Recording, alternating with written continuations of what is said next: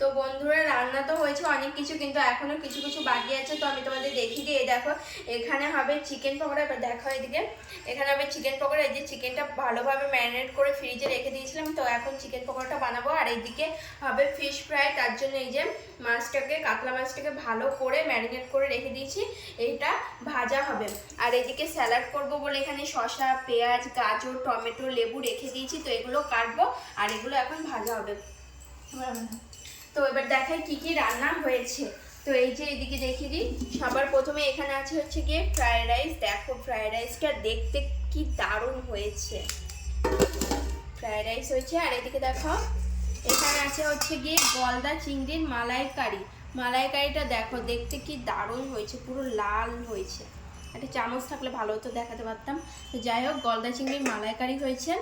আর এখানে দেখিয়ে দাও এবার, এখানে আছে হচ্ছে গিয়ে মাটন। একটু দূর থেকে দেখাও। এখানে আছে হচ্ছে গিয়ে মাটন। এই দেখো এগুলো সব হচ্ছে নাল্লির পিস। আজকে মাটনটা দারুণ ছিল। আর দেখো কি সুন্দর কালার হয়েছে মাটনটা। আর এদিকে হয়েছে গিয়ে পায়েস। দাঁড়িয়ে দেখো একটু।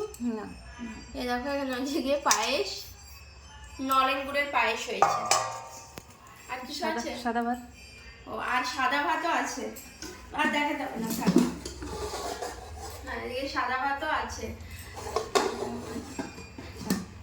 তো বন্ধুরা আজকে আমাদের বাড়িতে অনেক কিছু রান্না হয়েছে, যেহেতু আজ সানডে, আজকে ছুটির দিন। তো আজকে আমরা অনেক ভালো মন্দ খাবো।